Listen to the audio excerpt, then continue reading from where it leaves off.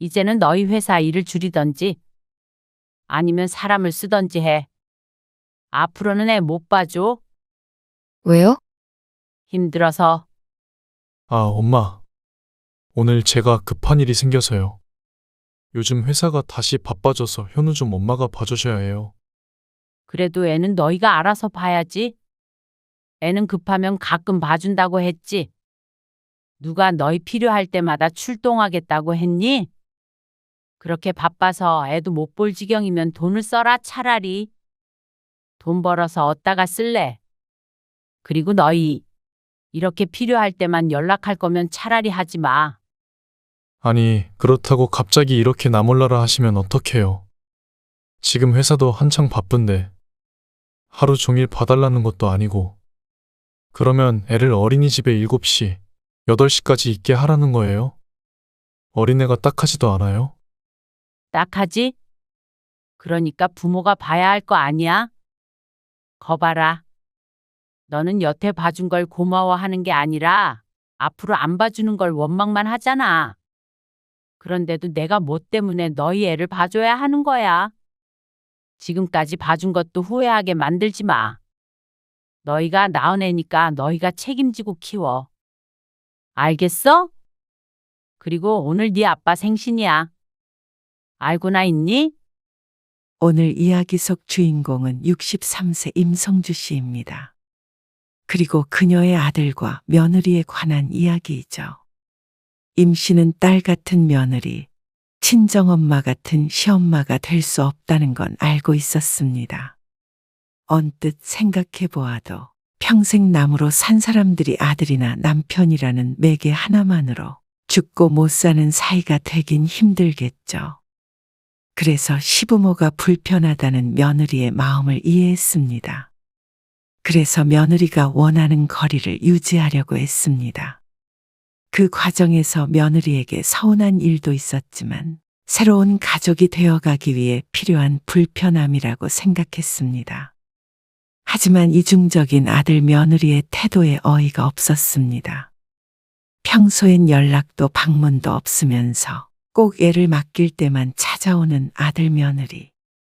출산 전 결혼 생활 내내 봤던 것보다도 아이가 생긴 뒤 만난 횟수가 훨씬 많을 걸 보면 긴 설명이 필요 없었습니다. 그렇게 간섭이 싫고 함께 시간을 보내는 것도 부담스럽다면서 아이는 잘만 맡겼습니다. 임 씨도 마냥 기쁜 마음으로 손주를 봐주는 건 아니었습니다.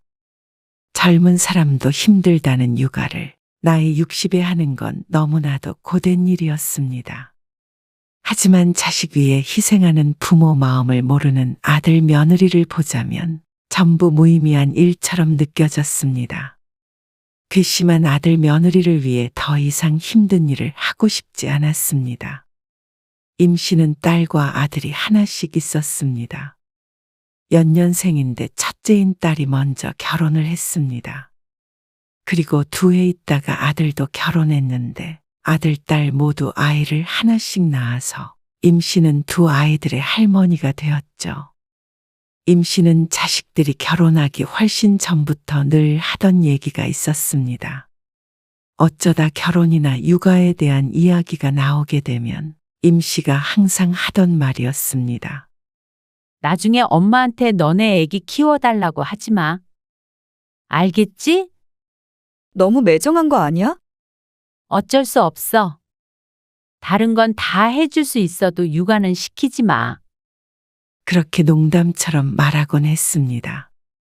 하지만 진심이 가득 담겨 있었죠. 임 씨는 연년생 아이들 2을 정말 힘들게 키웠습니다.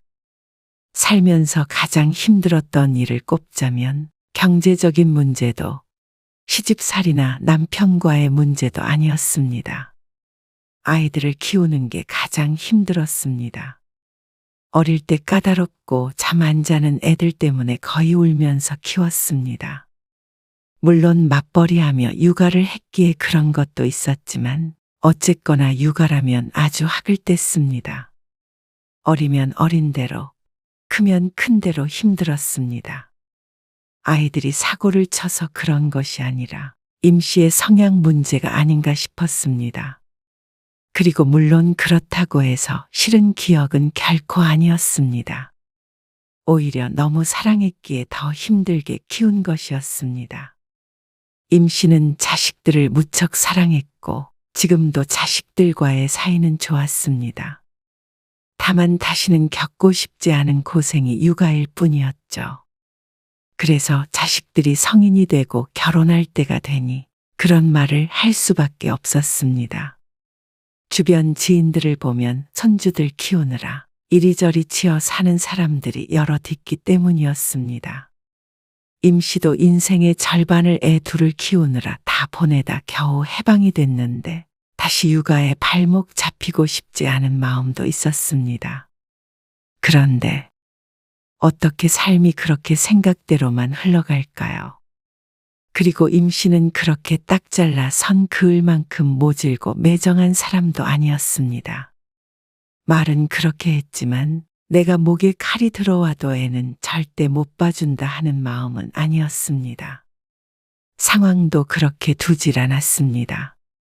애를 키우다 보면 가끔씩은 도와줘야 하는 때가 분명 있었습니다. 엄마, 미안. 내가 최대한 빨리 끝내고 갈게요. 아니야. 천천히 와. 잘 놀고 있으니까. 고마워요. 8시쯤까지 괜찮겠어? 알았어. 그러면 엄마가 밥 먹이고 씻기고 할게. 응. 너무 서두르지 마. 김서방한테도 천천히 오라고 해. 김서방 지금 초조하다고 일 대충 마무리 짓는데. 아니야, 왜 대충 해? 여긴 걱정 마. 진짜 감사해요. 내가 나중에 한턱 쏠게. 아이고, 알았어. 얼른 일해. 당연했습니다. 어린아이를 맞벌이하며 키우는 게 쉬운 일이 아니었습니다. 그렇다고 애가 어느 정도 클 때까지 일을 쉬는 것도 요즘 세상에는 현실적으로 어려운 것을 알고 있었죠. 임 씨 또한 일하면서 급할 땐 옆집에 아이들을 맡길 때도 있었고 가족들에게 부탁해가며 겨우 키웠습니다. 임 씨의 딸도 마찬가지였습니다. 부부 모두 회사가 늦게 끝나거나 애가 아플 때 등 곤란한 상황이 왔을 땐 임 씨가 흔쾌히 아이를 봐주었습니다. 임 씨는 50대 중반부터 일을 그만두고 집에 있었습니다. 그래서 다행스럽게도 딸이 필요할 때 도움을 줄 수 있었죠. 그리고 아이가 조금 크니 맡기는 날은 많지 않았습니다. 또 사돈네도 있어서 임 씨는 처음 2년 정도만 한 달에 한두 번 정도 봐주는 것이 고작이었습니다. 어린애를 보는 일이 쉬운 건 아니었지만 가끔뿐이었고 내 자식의 자식이라 참 예쁘기도 했습니다. 그래서 안 맡아주겠다고 했던 손주를 맡아주면서도 불평하는 말은 해본 적이 없었습니다. 그것 이후로 돈을 받은 적도 없고 말이죠. 얼마 안 있어 아들네도 결혼했고 똑같이 아이를 하나 낳았습니다. 첫째 아이를 조금 키워주니 곧장 둘째 손주도 생겼습니다. 하지만 상황이 조금 달랐습니다. 같은 맞벌이이고 아이가 하나 있다는 점은 같았지만 말이죠. 장모님이 멀리 계시니까 엄마가 좀 도와주실 거죠? 아들이 임 씨에게 말했습니다. 누나의 딸을 봐줬던 것을 아니까 당연히 자신도 도와줄 거라고 생각했습니다. 물론 도와줄 의향은 있었습니다. 아들의 말처럼 사돈네가 워낙 멀리 살아서 손주를 봐주기 위해 올 수 있는 상황이 아니었습니다. 그러니 같은 지역에 사는 임 씨밖에는 도울 사람이 없었죠. 현우가 감기 걸려서 며칠 어린이집에 못 가거든요. 감기에? 네. 열 완전히 떨어지는 거 확인해야 보낼 수 있다고 그래서 금요일까지만 좀 봐주세요. 제가 아침마다 데려다 놓을게요. 3일씩이나? 좀 부탁드려요. 맡길 데가 달리 없으니까. 그래서 아들은 아이가 태어나고 10개월쯤 뒤에 며느리가 복직을 하자 아이를 맡기러 꽤나 자주 임 씨를 찾아오게 되었습니다. 아들네가 딸처럼만 했다면 충분히 감당할 수 있었을 것이었습니다. 하지만 그렇지도 않았고 무엇보다 중요한 건 며느리와 임씨의 사이였습니다. 임씨는 처음에는 며느리가 다소 내성적인 성격이라고 생각했습니다. 말수도 적고 살가움이 적어서 그랬는데 좀 더 겪어보니 내성적이기보다는 아주 개인적인 성격이 강했습니다. 딱 요즘 젊은 사람들의 표본을 보는 것 같았습니다. 참견하는 거 싫어하고 싫은 건 마냥 참지만은 않고 또 어른과 함께 있는 걸 굉장히 불편해했습니다. 단순히 임씨의 추측은 아니었고 실제로 며느리가 그랬습니다. 다음 달쯤에 너희 누나네 가족이랑 태안에 놀러 가는데 너희도 같이 갈래? 재작년에 가고 못 갔다고 이번에 가자고 그러네. 너무 길게는 힘드니까 1박 2일로만. 태안이요? 주말에 말씀하시는 거죠? 그렇지? 토요일 오전에 가서 일요일 점심쯤 돌아온대. 아들이 결혼하고 얼마 안 돼서 작게 가족여행이 추진되었습니다. 자주 가는 편은 아니었고 2년에 한 번 정도 가까운 국내로 가곤 했는데 아들이 결혼하고는 처음이었습니다. 윤지한테 한번 물어볼게요. 그래. 물어보고 알려줘. 리나네는 주말이면 날짜는 상관없대. 그리고 그날 저녁 곧바로 아들에게서 다시 연락이 왔습니다. 죄송한데 여행은 누나네랑만 가셔야겠어요. 왜? 시간 안 된대? 그게 아니고 좀 불편한가 봐요. 어머, 그래? 뭐라고 그러는데? 임씨의 질문에 아들이 머뭇거리며 말했습니다. 저만 가라고 하는데 저도 윤지만 두고 가는 게 좀 그래서요. 그래? 여행도 같이 가고 하면 좀 더 친해지고 좋긴 할 텐데. 윤지가 그런 거를 별로 좋아하지를 않아서요. 앞으로도 가족여행은 참석이 좀 힘들 것 같아요. 며느리가 어떻게 말을 했는지는 모르겠지만 이번뿐만이 아니라 앞으로 있을 여행도 불참하겠다는 뜻이었습니다. 그리고 며느리가 어떤 생각을 하고 있는지는 명절에 우연히 알게 되었습니다. 며느리가 아직 시부모인 임씨 부부를 어려워하는 것 같기에 임씨는 며느리가 왔을 때 친근게 대하려고 노력했습니다. 내 아들의 배우자이기 때문에 임씨는 며느리에게 정이 갔습니다. 하지만 며느리는 그것이 못내 불편한 모양이었습니다. 어머님 좀 부담스러워. 솔직히 딸 같은 며느리 바라시는 거면 나는 그렇게 못해. 자기도 알지? 나는 적당히 거리 두고 지내는 게 좋다고 생각해. 같이 여행 가는 것도 좀 과한 것 같고, 나도 우리 가족이랑 같이 여행 가자는 소리 안 하잖아. 그렇긴 하지. 이해. 어쩌다 밤에 아들과 며느리가 소곤소곤 나누는 대화를 듣게 되었습니다. 앞으로 집안 행사 같은 거 있으면 당신만 와. 나는 명절은 올 건데, 그 외에 불필요한 것들은 오고 싶지 않아. 대신 자기도 우리 집은 명절에만 가니까 공평하지? 요즘 사람들 이렇다는 건 들은 바가 있었지만 그게 내 며느리일 거라고는 생각 못했습니다. 임씨 부부는 사위와도 잘 지내고 있었고 당연히 며느리와도 그렇게 지낼 거라고 짐작했으니 말이죠. 그렇다고 임씨 부부가 아무 때나 부르거나 연락을 하는 것도 아니었습니다. 임씨 부부와 아들, 셋이서 상을 치워도 일절 도와주는 것 없이 얌전히 앉아만 있었던 일이나 방에만 있다가 식사할 때만 나왔다 들어가는 등의 행동들만 보아도 며느리에 대해 알 것 같았습니다. 거기에 더해 대화하는 내용을 들고는 임씨는 바로 잠들지 않고 한두 시간쯤 뒤척이며 생각에 빠졌습니다. 그러다 낸 결론은 뭐 어쩌겠나였습니다. 사람 성격이 다 똑같은 것도 아니고 며느리가 시부모 불편해하는 감정이야 영 모르는 것도 아닌데 말이죠. 그냥 아들 며느리는 서로 사이가 좋아 보이니 둘만 잘 살면 됐다 싶었습니다. 며느리가 임 씨가 상상하던 이상적인 사람은 아니었지만 어떻게 내 입맛에 꼭 맞출 수가 있나 싶었습니다.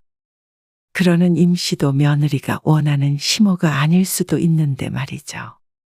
며느리에게 서운한 감정이 없다면 거짓말이겠지만 임 씨가 서운하다고 해서 뭐가 달라지나 싶으니 어느 정도 마음을 놓게 되었습니다. 어려운 일도 아닌데 적당한 거리를 유지한다면 잘 지낼 수 있다는 말과 같았습니다.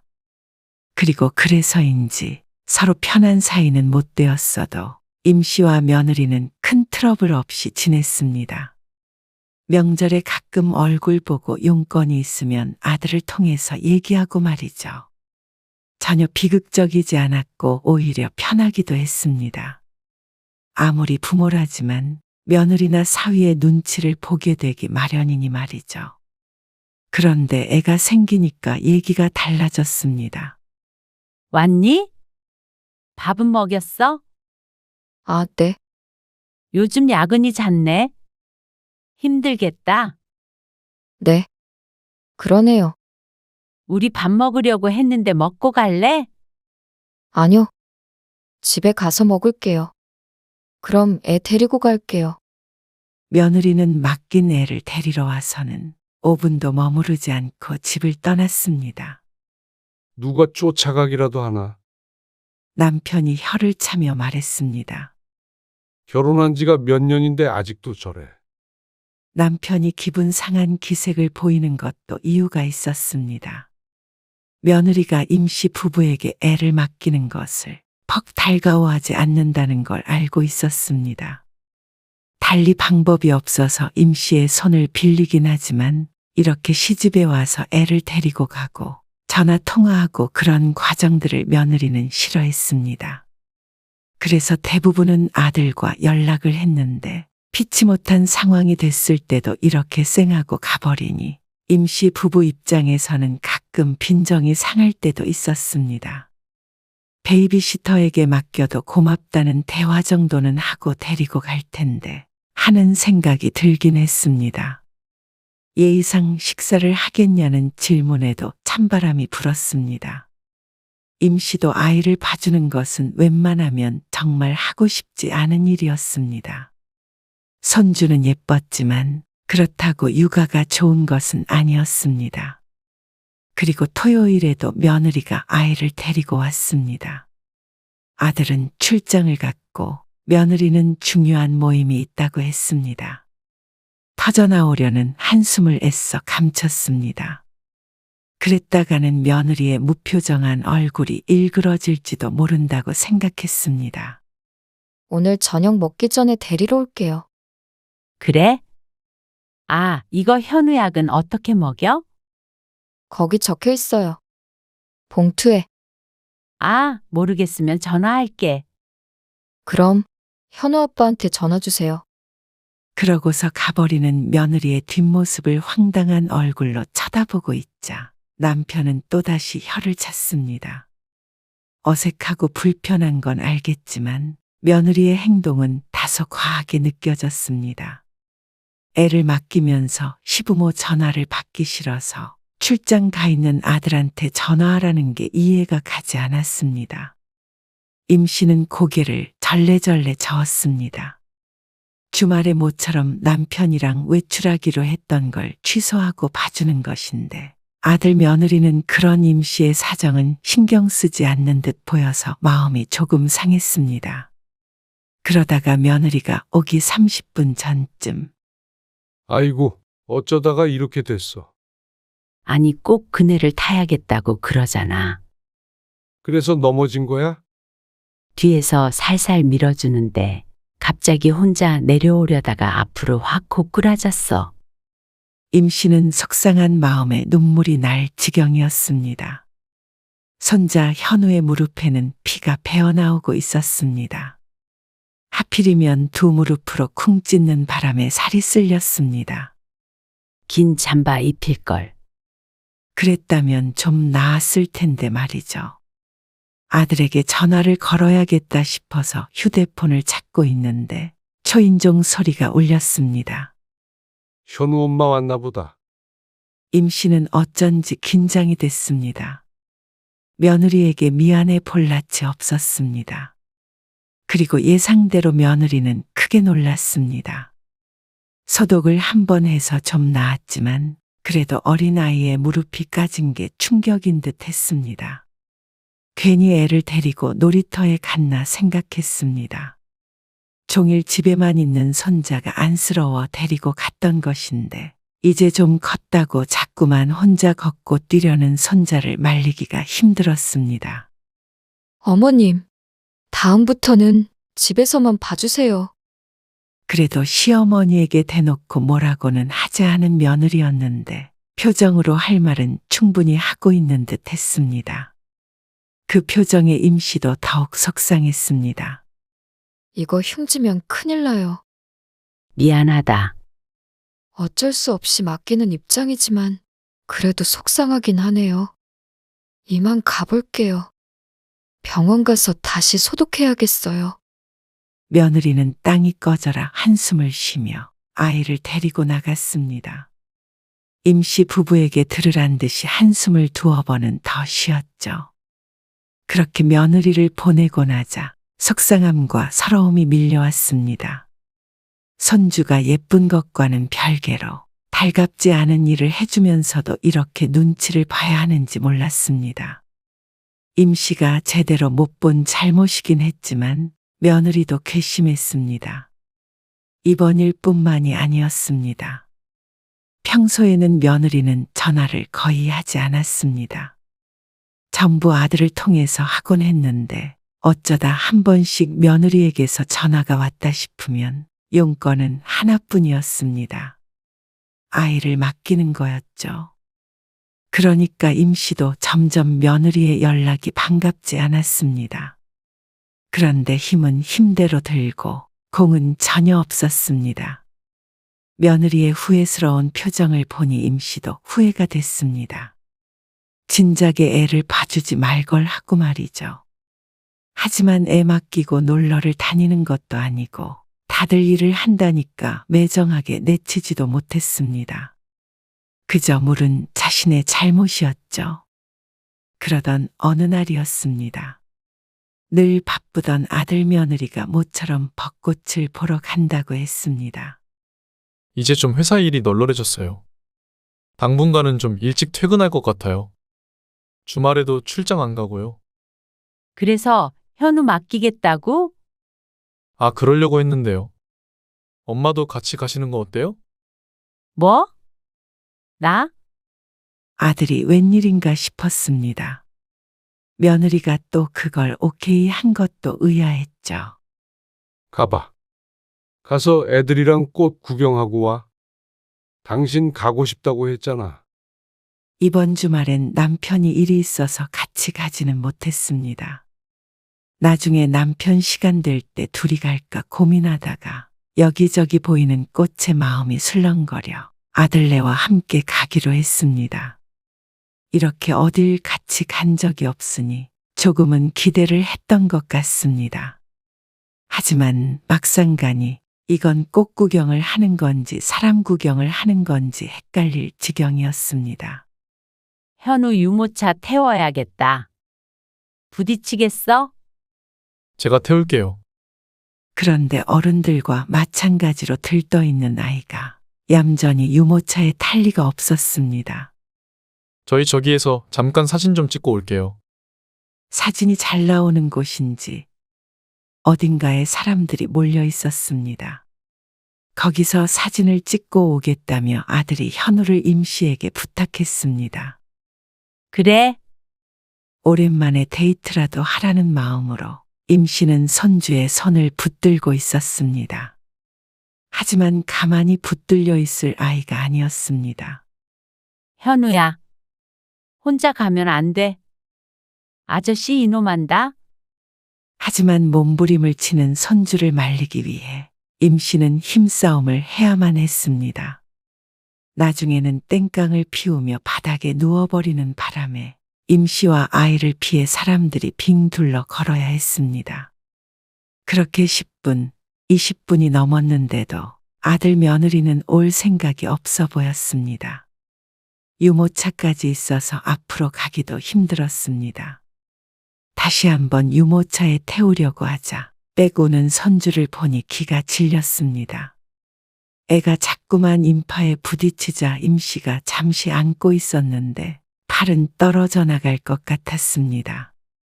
그런데 그제서야 다가오는 아들 며느리는 아주 신난 것 같았습니다.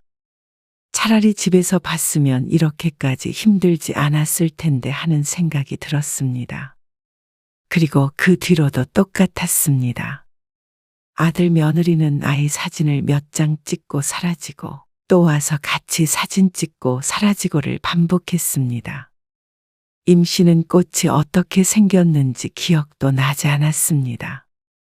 애만 보다가 시간이 다 간 것 같았습니다. 나중엔 임씨도 기분이 상해서 말을 않고 있었는데 그조차도 아들 며느리는 눈치채지 못했습니다. 이제 보니 엄마 꽃 구경 시켜주려고 한 것이 아니라 말썽 피우는 아이를 데리고 함께 나오기 위해서 보모가 필요했던 것 같았습니다. 구경 잘 하셨어요? 뭐? 꽃 진짜 예쁘게 폈죠? 아들은 임씨를 차에 타더니 들뜬 목소리로 말했습니다. 지들만 좋아놓고는 꽃 타령을 하자 어이가 없었습니다. 꽃보다는 애를 많이 봤지? 아, 현우 때문에요? 그걸 몰라서 묻는 건지 몰랐습니다. 그래도 현우 예쁜 사진 많이 찍었어요. 이따가 보내드릴게요. 속편한 아들의 말에 속으로 헛웃음만 지었습니다. 그러다 20분쯤 뒤에 차가 멈췄습니다. 그러면 조심히 들어가세요. 그 말에 임씨가 차에서 내리고 정신을 차려보니 어처구니가 없었습니다. 어떻게 그 고생을 시켜놓고는 저녁 한 끼도 안 사주고 보낼 수가 있나 싶었습니다. 아니 고생을 안 시켰더라도 말이죠. 저들끼리 맛있는 걸 먹을지 집에 갈지는 모르겠지만 임씨 입장에서는 황당하고 섭섭했습니다. 종일 힘을 써서 그런지 배에서는 꼬르륵 소리가 났습니다. 집에 도착하니 남편이 와 있었습니다. 밥 먹었어? 먹었지? 남편의 말에 임씨가 냉장고를 열어 반찬을 꺼내자 남편이 놀라 물었습니다. 밥도 안 먹고 들어왔어? 그 말에 임씨는 한숨만 쉴 뿐이었습니다. 가만히 생각해 보니 애를 봐줘서 덕분에 데이트했다, 고맙다 이런 인사말도 없었습니다. 아니 고생했다는 말 한마디도 하지 않은 아들이 괘씸했습니다. 그리고 당분간은 회사 일이 많지 않다더니 과연 그 말이 맞았습니다. 한참 연락이 없는 걸 보니까 애를 맡길 일이 없는 것이었습니다. 아주 속이 투명한 아들 며느리였습니다. 아이 맡길 때가 아니면 연락이 없는 것들이니 말이죠. 그리고 어버이날이 될 때까지 한 달가량은 전화를 한 통도 받지 못했습니다. 어버이날조차도 딸과 사위한테 밖에 전화가 없었습니다. 그러다 다시 보름쯤 흘렀을 때였습니다. 남편의 생일이었습니다. 그런데 웬일인지 오전에 며느리에게서 전화가 왔습니다. 현우 엄마 전화 왔네. 받아봐. 당신한테 온 건데. 당신 생일이니까 당신한테 전화했겠지? 남편은 임씨의 말에 미심쩍은 표정을 지었습니다. 과연 며느리가 그럴 사람인가 하는 얼굴이었습니다. 여보세요. 그래. 아, 잠깐만. 남편은 몇 마디 하더니 휴대폰을 임씨에게 내밀었습니다. 당신하고 통화한다네. 임씨의 얼굴에는 물음표가 한가득이었습니다. 오늘은 남편 생일인데 왜 자신과 통화하나 싶었습니다. 그런데 들리는 며느리의 말에 기가 찼습니다. 역시나 몇 년이 지나도 용건은 하나였습니다. 오늘 현우 어린이집에서 데려와 주실 수 있으세요? 지금 현우 아빠가 급하게 지방에 내려가야 해서요. 저도 오늘 늦을 것 같고. 참 어이가 없었습니다. 오늘 무슨 날인지 모르는 건 그럴 수 있다고 치지만 그 정도도 챙기지 않으면서 어쩌면 자기들 필요할 때만 꼬박꼬박 연락을 해오나 싶었습니다. 바쁜 것은 알겠지만 기본적인 예의가 없는 것 같았습니다. 이 정도로 맡길 거면 차라리 사람을 쓰는 게 서로에게 좋을 듯 했습니다. 임 씨는 어느새 애 봐주는 사람 정도로 인식이 되어버렸습니다. 못달 같은 며느리가 어쩌고 저쩌고 하더니 그러면 임 씨는 육아도우미 같은 시어머니란 말인가 싶었죠. 그리고 서로 간의 거리인지 뭔지 그건 어떻게 된 건지 몰랐습니다. 그 거리라는 게 자기 맘대로 늘렸다 좁혔다, 입맛대로 조정을 하는 건가 하는 생각이 들었습니다. 상황이 긴박하고 임 씨가 거절하면 당장 손주가 걱정이었기에 일단은 임 씨가 데리고 오겠다고 했습니다. 하지만 며느리가 아이를 데리러 왔을 때는 며느리에게 분명히 말했습니다. 이제는 너희 회사 일을 줄이던지 사람을 쓰던지 해. 네? 또다시 아이만 데리고 돌아서려던 며느리가 멈췄습니다. 못 들은 듯 하여 다시 한번 일러주었습니다. 그러자 며느리는 크게 당황했죠. 이제는 애 못 봐줘. 왜요? 힘들어서. 원래라면 따박따박 반박해야 했을 며느리인데 놀라긴 했는지 별다른 말을 하지 않고 어버버 하다가 돌아갔습니다. 하지만 지방에 갔다는 아들에게서 금방 연락이 왔습니다. 엄마, 오늘 제가 급한 일이 생겨서 그래요. 요즘 회사가 다시 바빠져서 현우 좀 엄마가 봐주셔야 해요. 며느리에게서 들은 모양이었습니다. 그래도 애는 너희가 알아서 봐야지. 애는 급하면 가끔 봐준다고 했지. 누가 너희 필요할 때마다 출동하겠다고 했니? 말은 안 봐준다고 했어도 정작 진짜로 싫다고 한 적은 없기에 아들도 말문이 막힌 것 같았습니다. 그렇게 바빠서 애도 못 볼 지경이면 돈을 써라 차라리.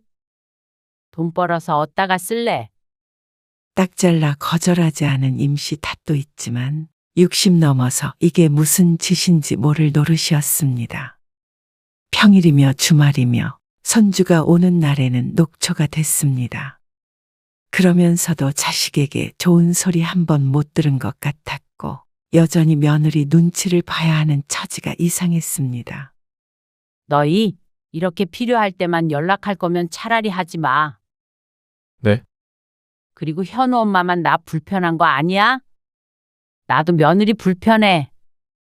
너도 불편한 사람이 자꾸만 애 맡긴다고 생각해봐라. 불편한 사람 애가 아니라 엄마 손주잖아요. 그래? 손주니까 그나마 여태 봐줬지? 근데 애 봐준 공 없다는 말을 내가 너희한테서 처음 느꼈다. 아니, 그렇다고 이렇게 나 몰라라 하시면 어떡해요. 지금 회사도 한창 바쁜데 하루 종일 봐달라는 것도 아니고 그러면 애를 어린이집에 7시, 8시까지 있게 하라는 거예요? 어린애가 딱하지도 않아요? 딱하지? 그러니까 부모가 봐야 할 거 아니야? 거봐라. 너는 여태 봐준 걸 고마워하는 게 아니라 앞으로 안 봐주는 걸 원망만 하잖아. 그런데도 내가 뭐 때문에 너희 애를 봐줘야 하는 거야. 지금까지 봐준 것도 후회하게 만들지 마. 너희가 낳은 애니까 너희가 책임지고 키워. 다른 방법을 찾아보던지 어떻게 하던지. 이제는 애 맡기는 문제로 전화하지 마. 알겠어? 그리고 오늘 네 아빠 생신이야. 알고나 있니? 아, 아무 말 안 한다고 섭섭하지 않은 거 아니야? 현우 엄마도 딸 같은 며느리 되기 싫다고 했잖아. 나도 친정엄마 같은 시엄마 하기 싫어. 그러니까 애는 불편한 시엄마한테 맡기지 말라고 그래. 아들은 아무런 대답을 하지 않았습니다. 일이 바쁘다는 아들이 딱하기도 했지만 거기까지였습니다. 딱한 마음에 또 애를 봐줬다가는 똑같은 일이 반복되기만 할 뿐이었습니다. 임 씨는 아들 며느리에게 이용만 당하고 욕먹기 싫었습니다. 이기적인 자식들에게는 똑같이 이기적으로 해줘야 했습니다. 그렇지 않으면 도무지 깨닫지를 못하니 말이죠. 그날 이후로 임 씨는 손주는 전혀 봐주지 않았습니다. 아무리 급한 일이 있다고 연락이 와도 고개를 저었습니다. 돈이 아까워서 사람을 안 쓰는 것 뿐이지 사실 그 시간에 봐줄 사람은 얼마든지 구할 수 있었습니다. 일자리가 없지 사람이 없는 게 아니니 말이죠. 처음부터 이렇게 했어야 했습니다. 한두 번 맡겼을 느꼈다면 이렇게까지 되진 않았을 것입니다. 아들 며느리는 서운했는지 임 씨에게 한동안 연락하지 않았습니다. 하지만 그게 아쉽지는 않았습니다. 서운해서 연락하고 싶지 않은 것은 임 씨도 마찬가지였습니다. 나중에 딸을 통해 들어보니 아들이 출장이 없는 부서로 이동을 했다고 했습니다. 대신 받는 돈이 줄어든다고 했는데 그것도 어쩔 수 없는 일이라고 생각했습니다. 애를 1, 2년 키우고 말 것이 아닌데 맞춰가며 스스로 살아야 했습니다. 그렇게 시간이 흐르다 보면 자식은 불쑥 커 있으니 오래도록 괴로울 필요도 없었습니다. 그걸 아는데도 자식들 힘든 걸 못 보고 도와준 임 씨였습니다. 그러니 꼭 자식 며느리만 탓할 것도 없었죠. 하지만 이제는 부모 자식 간의 거리를 임 씨가 정하고 지켰습니다. 그리고 몇 달 전에 며느리가 둘째를 임신했다는 소식을 들었지만 임 씨는 축하만 할 뿐 애를 봐줄 생각은 전혀 없었습니다. 아들 며느리도 죄송하다고 할 뿐 부탁조차 하지 못했죠. 임 씨도 연년생을 키웠는데 부부가 애 둘도 못 보진 않을 것이었습니다. 그래서 이제는 자식들 육아에 신경 쓰지 않고 살기로 했습니다. 대신에 임 씨 부부의 노후나 즐기자 싶었습니다. 원래부터 하려던 대로 말이죠. 그러니 이제는 좀 홀가분해졌습니다.